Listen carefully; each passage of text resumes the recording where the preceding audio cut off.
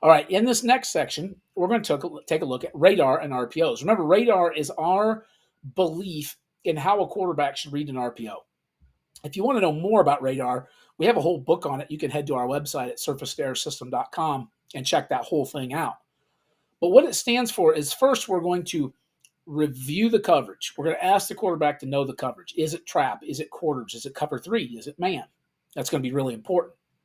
We're going to ask him to check the box. We're going to ask him to know how many people are there. We want him to know, is there 3 down, 4 down? Is there 5 in the box, 6 in the box? All of these things, the down and the distance. We want him to know all of those things pre-snap. Okay, so the first thing is we're going to review the box, count it. We're going to assess the coverage. We're going to know the down and distance. Then we're going to take an access throw, or we're going to read and execute the play. Now, again, this will be a very preliminary, early look at this. But as we go through and we take a look, the first thing that quarterback is doing is he's checking the box. If he has even numbers in the box, he has to throw the ball. He has to have +1 or more in the box. If he's reading the C gap, his read counts as a player. So, for instance, if there's 6 in the box, he has 5 linemen in the back, that's 6. But if he's got a read, that's 7. He can hand the ball off if he wishes. If they have 7 in the box, he has 5 blockers, a back, and himself, it's 7 on 7. He has to throw the ball. He also has to assess the coverage. He has to know, can they bring extra people to the box? Can they change the numbers late? He needs to look at the down and distance and know. Then he finally looks up and decides, does he have an access throw? Can he just grab the ball and throw it and get a completion for 4 yards? If so, we let him do it anytime he wants. If not, he executes the read. If we're in a gap scheme RPO where there is no read, then obviously he does not get a +1. As you take a look at these clips, you see our quarterback going through the whole process, and you get a post-snap throw.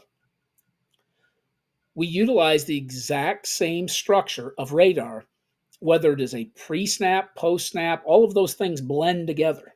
So that it becomes one very simple framework for reading RPOs.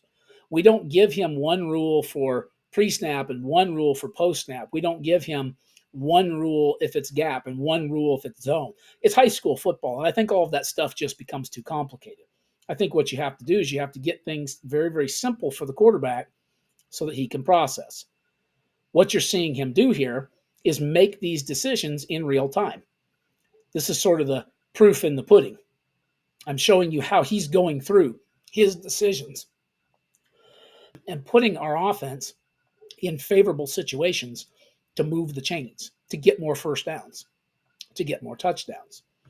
I'm not going to stop and dwell on all of these because, again, if you want an entire course on radar, that's available on our website. There's both a book and an hour-long course at surfacetoair.com that will take you through all of this stuff.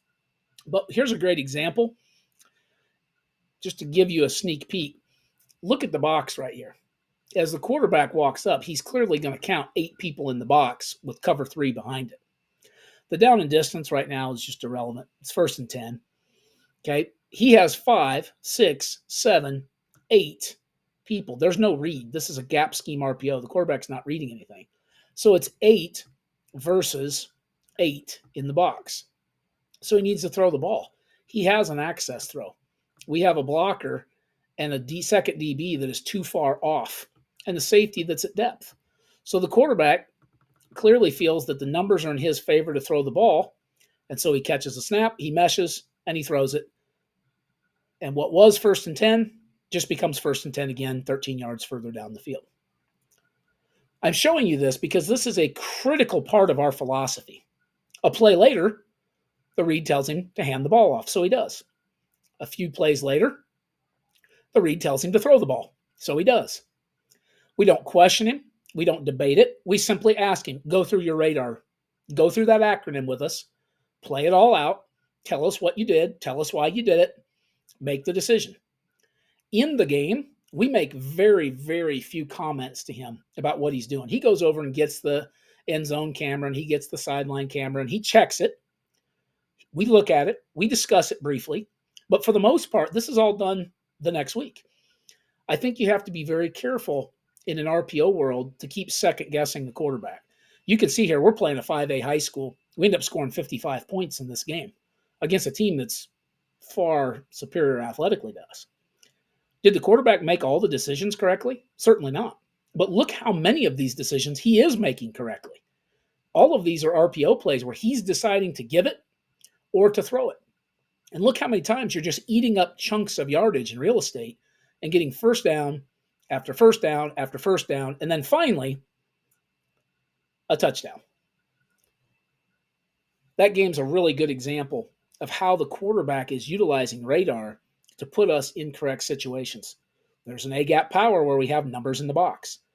And as you can see, we're just getting chunk yardage after chunk yardage, both in the air and on the ground. Again, if you have more questions about radar, we have full-length courses and books available on that. Our next section is dropbacks, quicks, and play action.